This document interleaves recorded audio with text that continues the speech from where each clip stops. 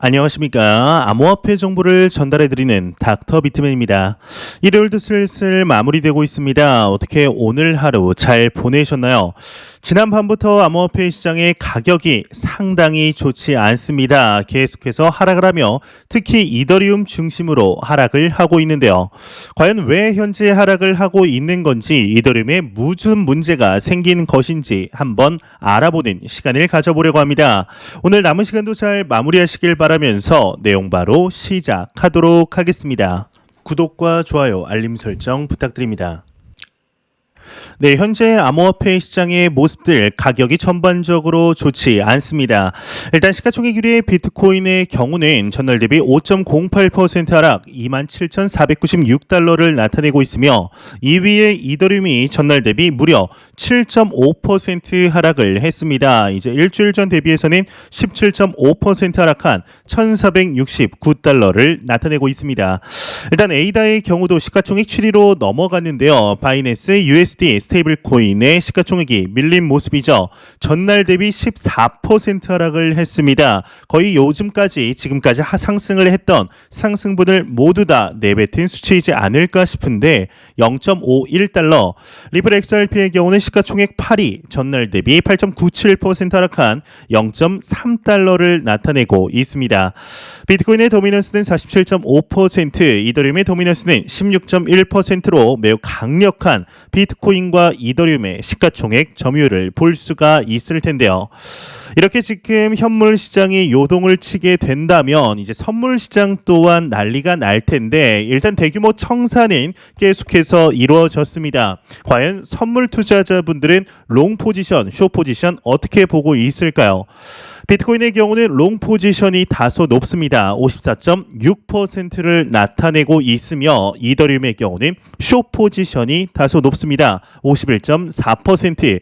XRP의 경우도 롱 포지션이 소폭 높네요. 50.37%를 나타내고 있으며 에이다의 경우도 롱 포지션이 다소 높습니다. 51.98%로 이제 하락할 만큼 했다, 이제 바닥 본 거 아니냐라고 생각하는 투자자분들이 많지 않을까 싶습니다. 현재 암호화폐 시장의 상황이 그리 좋지 않다 보니 부정적인 언급들 계속해서 나올 수밖에 없는 것으로 보입니다.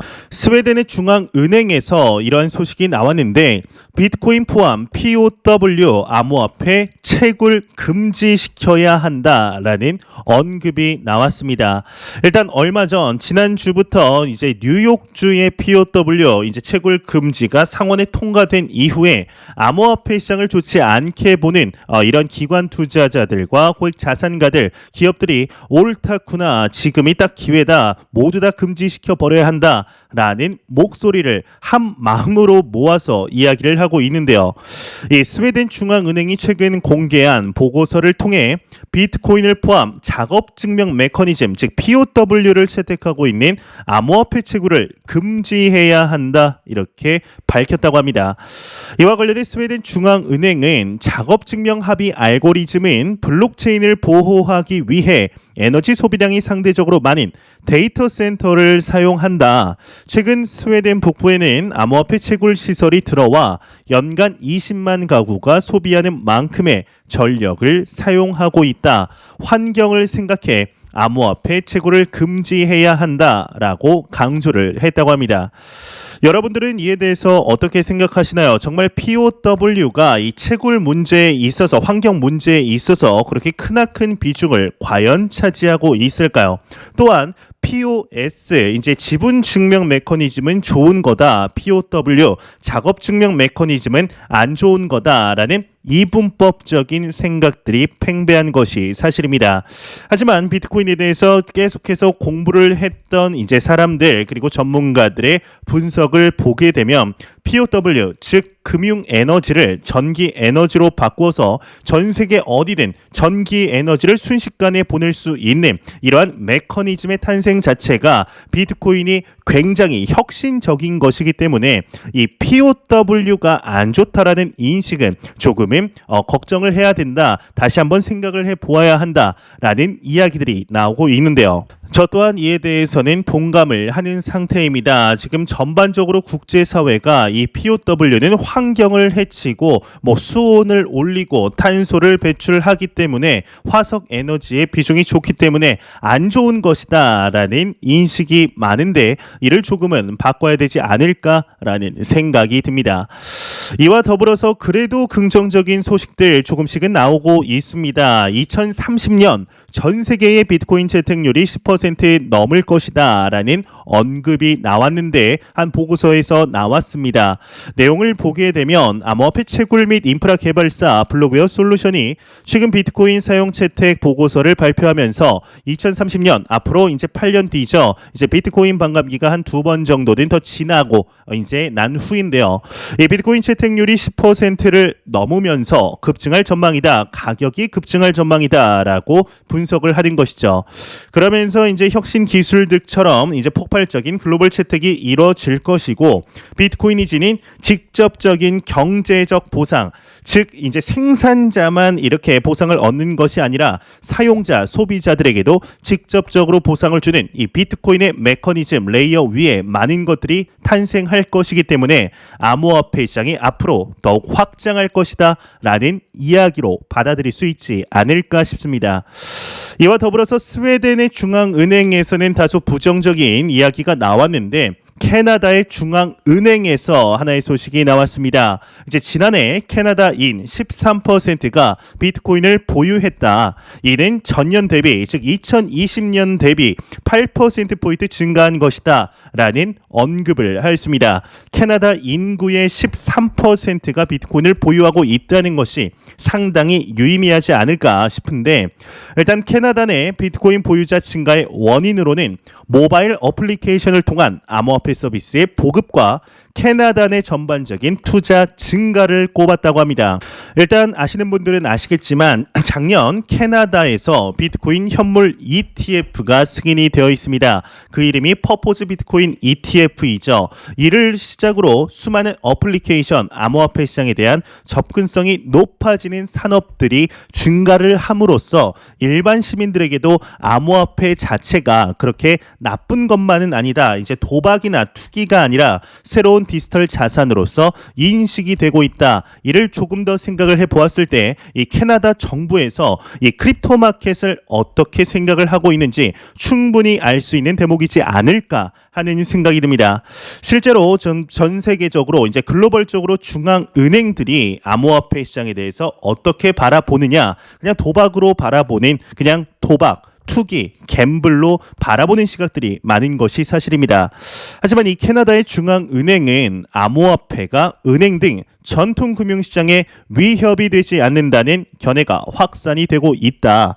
암호화폐 시장의 규모는 작지만 무시할 수 없을 정도로 성장을 하고 파이가 커지는 만큼 리스크도 커지고 있다. 이제 냉정하게 바라보고 있는 것이죠.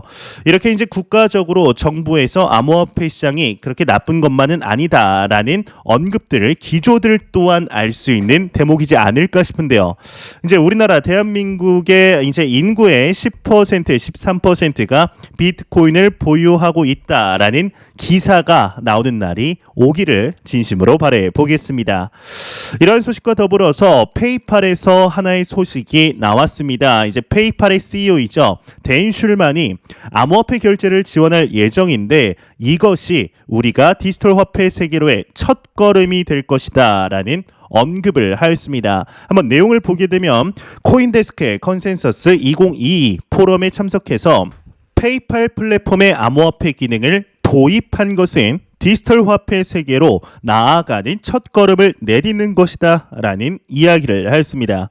이와 관련해 그는 2020년 말 페이팔의 암호화폐 거래 및 보관 기능을 추가하면서 핀테크 사용자 수가 크게 증가했다. 페이팔은 당신의 암호화폐를 법정 통화로 환전해 줄 것이며 3,500만 개가 넘는 가맹점에서 이러한 암호화폐 결제를 사용할 수 있도록 만들 것이다. 우리는 이러한 기능을 추가하려고 노력하고 있다. 페이팔은 암호화폐 결제를 아직 시작하지 않았었지만 스테이블 코인, 규제, 디지털 아이덴티티 혁신 측면에서 모든 것들이 맞아 떨어지고 있다. 암호화폐의 변동성은 시간이 지나며 감소할 것이고 효용성은 늘어날 것이다. 라는 이야기를 하였습니다. 일단 페이팔의 경우는 얼마 전 이러한 소식도 나왔었습니다. 이제 암호화폐 송금도 지원한다. 라는 것인데 이게 무슨 말이냐? 암호화폐 송금을 지원하는 게 무슨 말이냐? 궁금하신 분들도 있으실 것 같은데요. 일단 페이팔의 경우는 비트코인, 과거에 비트코인을 비롯한 5종의 한 5개의 비트코인 암호화폐의 거래를 지원을 하였습니다. 이제 페이팔 내에서 비트코인이나 이더리움, 라이트코인 같은 거를 사고 팔고 보관을 할 수 있었고, 그리고 페이팔 내의 계정 안에서 이제 다른 페이팔 계정으로 비트코인을 보낼 수도 있고 받을 수도 있었는데, 참 아이러니하게도 이제 다른 개인 계정, 개인 지갑이라든지 거래소 지갑으로의 전송 및 수신은 어려웠습니다. 아예 불가능했었죠. 하지만 이러한 송금도 지원한다라는 소식들이 나오는 것이죠. 현재 이렇게 글로벌 결제 기업들, 비자나 마스터카드, 페이팔 같은 결제 기업들, 금융의 가장 선봉에 서 있는 기업들은 암호화폐 시장에 대해서 절대로 무시하거나 배척하지 않습니다. 이 암호화폐 시장이 혁신이라는 것을 받아들이며 어떻게든 시장 안에서 자기들의 파일을 확장시키려는 노력들을 하고 있는데요. 과연 암호화폐 시장의 가격이 지금 그렇게 하락함에도 불구하고 이렇게 행동을 하는 것이 무슨 의미인지 한번 우리가 본질적으로 생각을 해 보아야 할 필요가 있지 않을까 하는 생각이 듭니다. 이 소식과 더불어서 이제 미국의 상원 의원 팻투미 의원에게서 하나의 소식이 나왔는데, 이번 연도 안에 스테이블 코인 규제법을 제정하고 추진할 것이다 라는 언급이 나왔습니다. 이 팻투미 의원 같은 경우는 미국의 의원들 내에서도 암호화폐 시장, 이 비트코인에 대해서 상당히 긍정적으로 바라보는 대표 의원 중 한 분이죠. 일단 한 포럼에서 연내 스테이블 코인 규제법 제정을 완료할 것이다. 그리고 미국 의회는 스테이블 규제 그리고 명확성을 제고해야 한다는데 컨센서스를 갖고 있다. 또 바이든 행정부는 스테이블 코인 분야에서 어떠한 성과를 내는데 관심을 갖고 있다는 것을 알고 있다. 몇 달 안에 이거를 다 완성시키긴 힘든데 그래도 사안이 긴급한 점을 감안할 때 이번 연도 안에는 충분히 가능할 것으로 보인다. 라고 이야기를 하고 있습니다. 이 스테이블 코인 규제에 대해서 이제 5월 초에 발생한 루나 사태가 가장 큰 이제 영향력을 펼치지 않았을까 싶은데요. 이 규제라는 이름에 조금 부정적인 뉘앙스가 포함이 되어 있는 것이 사실입니다. 이 부정적인 뉘앙스를 가진 단어, 이 규제라는 것 때문에 규제하면 안 좋은 거 아니냐, 가격이 더 떨어지는 거 아니냐라고 걱정하시는 분들 또한 계시리라 생각이 듭니다.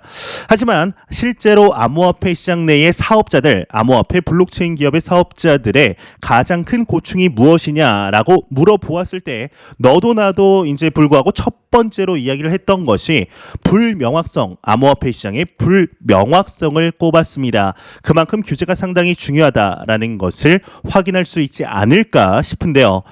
이와 더불어서 이제 맥스 카이저, 비트코인의 대표 맥시멀리스트이죠. 이 맥스 카이저가 하나의 언급을 했습니다. 미국 암호화폐 친화적 규제법, 즉 이제 얼마 전 신시알 루미스 의원이 내비친 이 암호화폐 규제법이 멍청한 법안이다, 결함이 존재한다라는 언급을 했다고 하네요. 이게 과연 무슨 내용일지, 일단 맥스 카이저의 경우는 앞서 말씀드린 대로 비트코인의 맥시멀리스트입니다. 이 맥시멀리스트를 조금 더 풀어서 이야기를 하면 암호화폐 시장에 수천 개의 알트코인이 있는데 그럼에도 불구하고 비트코인이 짱이다, 비트코인 제외하고는 모든 알트코인들이 다 쓸모가 없다라고 바라보는 인물들을 맥시멀리스트다라고 이야기를 하는 것인데요. 한번 이거 감안하셔서 내용을 보셨으면 좋겠습니다.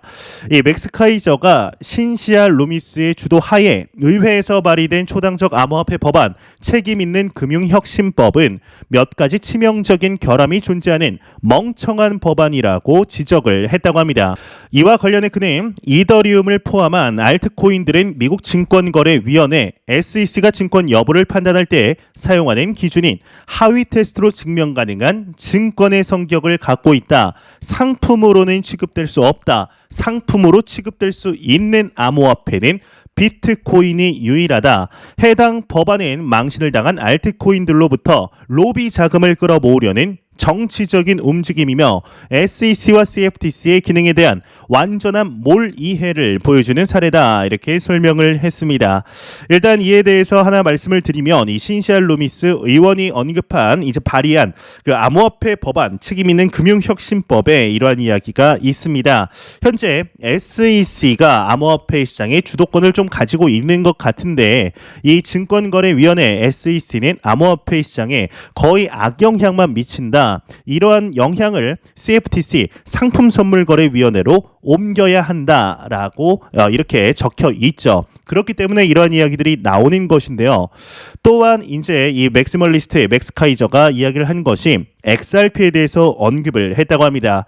현재 SEC와 진행 중인 이제 미등록 증권 소송 관련해서 리플이 이더리움의 이전 사례를 언급하며 XRP가 증권이 아님을 주장하는 것은 우스운 일이다. XRP와 이더리움 모두 틀림없는 증권이라고 덧붙였다고 합니다.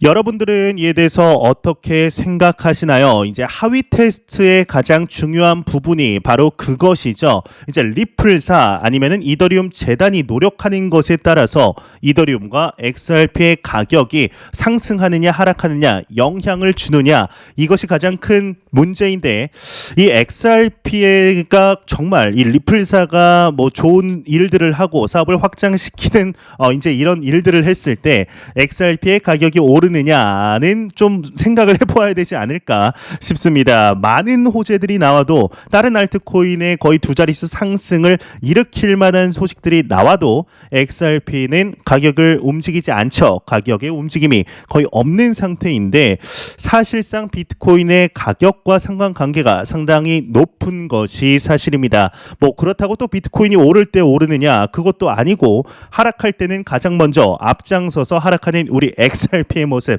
참 안타까운데요. 일단 SEC와의 소송이 하루빨리 좀 끝났으면 좋겠는데 일단 스테이블 코인 규제가 페투미 의원이 언급한 것처럼 이번 연도 안에 마무리가 되게 되면 이 SEC와의 XRP와의 소송 또한 이번 연도 안에 끝이 나는 것을 충분히 기대해 볼 만하지 않을까 하는 생각이 듭니다. 일단 이 소식과 더불어서 갤럭시 디지털의 CEO의 경우는 다음 암호화폐 슈퍼사이클이 한 4분기에 시작할 전망이다라는 이야기를 했습니다. 내용을 좀 보게 되면 이 비트코인이 미국 주식보다 먼저 바닥을 칠 것으로 예상한다. 내 기대는 4분기면은 10월부터 12월 즉 2022년 10월부터 상승을 할 것이다 라고 이야기를 하는 것이죠. 그때 비트코인은 주식을 벗어나 시장을 주도할 것이다. 나는 암호화폐가 분리되기를 바란다 라고 언급을 했습니다. 즉 디커플링을 기대하고 있다라는 이야기를 하고 있는데 제가 개인적으로 보았을 때는 비트코인과 이제 암호화폐 시장과 주식시장의 디커플링이 실제로 이루어지기 위해서는 이 암호화폐 시장의 규제 프레임워크가 먼저 선행이 되어야 한다. 그게 전제 조건으로 바라보고 있습니다. 그렇지 않는다면 일단은 디커플링보다는 커플링이 되어서 뭐 주식이 상승하면 레버리지로 더 상승하고 주식이 하락하면 레버리지로 하락하는 모습은 일단은 피할 수는 없을 것 같다라는 안타까운 모습 나타나고 있는데요. 그리고 이제 욕심내고 싶은 충동과 싸워야 한다. 루나 초기 투자자는 300배 이상 쉽게 이제 수익을 냈고 이러한 현상이 시장에게는 현실적이지 않다. 너무 빨리 움직인다면 다 이유가 있는 것이다. 당신이 무엇에 투자하고 있는지 분명히 알아라. 알고 투자해라. 이 300배가 아니라 18%의 이익도 그냥 낼 수 있는 게 아니다. 18%, 연 18%면은 주식으로 쳤을 때 상당한 수익을 보았다라고 볼 수 있는 수익률인 것이죠. 참 이 마이크 노보그라츠의 경우는 일단 이 테라폼 랩스의 루나와 관련해서 상당히 신봉했던 인물입니다. 그런데 이제 루나 사태가 터지고 참 안타깝게도 조금 신세가 처량해진 이런 인물인데 이와 더불어서 이제 루나와 관련해서 추가적인 소식 한 가지 더 나왔습니다.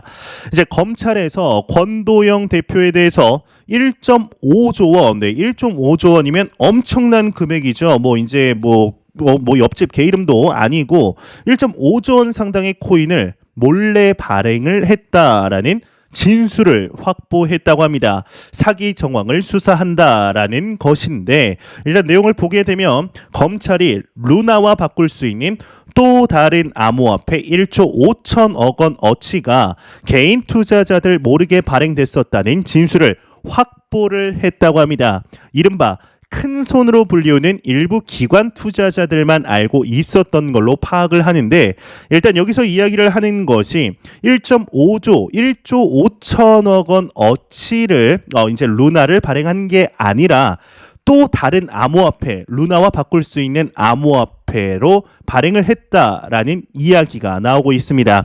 이는 백서에 나온 것도 아니고 커뮤니티의 뭐 루나 투자자들에게 밝힌 것도 아니라는 것이죠. 그저 이제 큰 손들과 합심해서 이렇게 이야기를 하고 이 루나의 투표에 있어서 좀 큰 영향력을 행사하려는 것으로 이렇게 보이고 있는데, 내용을 보게 되면 해당 제보가 만약에 사실로 드러날 경우 권도영 대표는 부당하게 1조 5,600억 원 상당의 투표권을 챙긴 것으로 그만큼 코인 운영에 대한 장악력을 부당하게 키웠다는 의미다 언급을 하고 있습니다. 그저 이제 어떠한 강력한 공격에 이렇게 방어를 하지 못하고 이제 실패하고 무너진 사례로 남았을 이런 테라폼 랩스 루나 프로젝트가 시간이 갈수록 구린내들이 계속해서 나오고 있습니다. 이제 얼마 전에 이 권도영 대표가 이러한 발언을 하였었는데, 잘못된 정보 바로 잡을 것이다라는 언급을 하였습니다. 이게 2022년 6월 10일 이제 이틀 전에 나온 것이죠. 이 언급이 왜 나왔느냐? 이제 여러분들도 아시다시피 루나 2.0이 몇 개의 해외 거래소에서 상장을 하였습니다.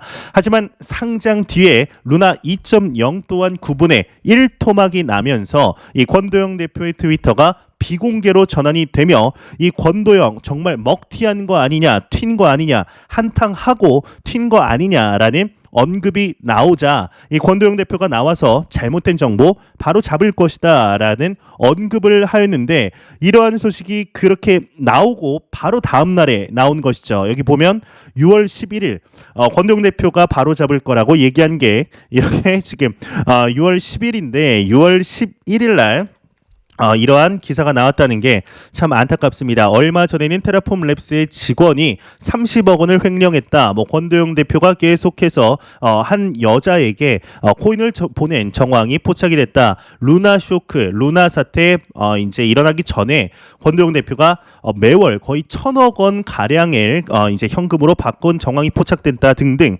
좀 구린내나는 소식들 계속해서 나오고 있는데요. 앞으로도 지속적으로 나올 것 같습니다. 그렇기 때문에 지금 규제적으로 상당히 중요한 기점에 도달해 있다라고 볼 수 있겠죠.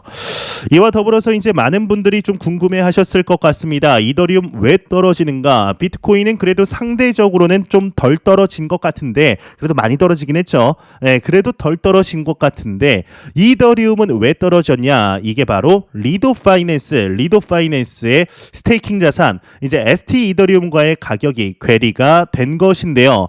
일단 내용을 보게 되면 이더리움의 경우는 리도 파이낸스로 스테이킹을 할 경우 받는 대체 자산 이제 ST 이더리움이 이제 1대1로 패깅이 되게 됩니다. 만약에 이더리움이 200만 원이면 ST 이더리움도 200만 원인데, 이제 ST 이더리움의 가격이 200만 원이 아니라 더 떨어졌다. 뭐 거의 170만 원, 뭐 180만 원 이렇게 떨어졌다라고 보시면 좋을 것 같습니다. 이제 이게 왜 위험하냐면은 시간이 지나서 가격이 좀 더 떨어지게 되면은 이 ST 이더리움의 가격도 더 떨어지겠죠. 그러면 연쇄청산이 일어나서 시장의 이더리움 물량이 엄청나게 풀릴 것이다 라는 이야기들이 나오며 이제 많은 공포감의 이더리움이 떨어지고 있다라고 볼 수가 있는 것인데요. 이에 대해서 이제 일각에서는 루나 사태가 또 벌어지는 것이 아니냐, 이더리움이 제2의 루나가 되는 것이 아니냐라고 목소리도 나오고 있지만, 확실하게 말씀드릴 수 있는 것은 이 루나 사태의 경우는 테라폼 랩스 자체의 근본적인 원인이 있었죠. 하지만 이 리도 파이낸스의 경우는 이더리움 재단이 운영을 하는 것도 아니고 이더리움이 뭐 자체적으로 어떻게 하는 게 아닙니다. 이제 따로 이더리움의 스테이킹을 이런 식으로 하겠다라고 만든 것이죠. 그냥 업체라고 생각을 하시는 게 조금 더 편하지 않으실까 싶은데요. 대신에 이제 매도 물량이 나오고 있기 때문에 시장의 하방 압력은 어쩔 수가 없다. 라고 생각을 하시면 좋을 것 같습니다. 참 안 좋은 악재들 연이어서 나오고 있는데 참 안 보고 가면 섭섭하겠죠. 네, 크립토 공포 탐욕 지수 보고 마무리하도록 하겠습니다. 일단 전날보다 2포인트 상승을 했습니다. 14포인트. 일단 포인트가 가격이 또 떨어졌는데 왜 상승했는지는 저도 이해를 할 수는 없는데요. 이제 극단적인 공포 단계 익스트림 피어 이제 어제도 그리고 지난달도 익스트림 피어 계속해서 나타내고 있습니다. 참 안타깝습니다. 이 비트코인 가격, 이더리움 가격 이제 전반적으로 지금 이더리움이 일주일 전 대비 17% 하락이면은 상당히 많이 하락한 건데 이더리움도 계속해서 하락하고 있죠. 이제 9주 연속 음봉 마감에 이제 고리를 끝나 했더니 1주 양봉 마감하고 다시 또 음봉 마감을 하는 것이 참 마음이 아픕니다. 과연 암호화폐 시장이 언제쯤 다시금 또 반등을 하게 될지 한번 지켜보도록 하겠습니다. 제가 준비해온 소식 여기까지입니다. 영상 마음에 드셨다면 영상 도움이 되셨다면 구독과 좋아요 그리고 광고 한 편만 처음부터 끝까지 시청 부탁드립니다. 이 채널은 오직 광고 영상으로 이제 이렇게 운영이 되게 됩니다. 항상 영상 시청해 주시는 시청자분들, 구독자분들 너무나 감사드립니다. 오늘 남은 시간도 잘 마무리하시길 바라면서 저는 더욱 도움이 되는 영상으로 내일 아침 출근 시간 찾아뵙도록 하겠습니다. 지금까지 닥터 비트맨이었습니다. 감사합니다.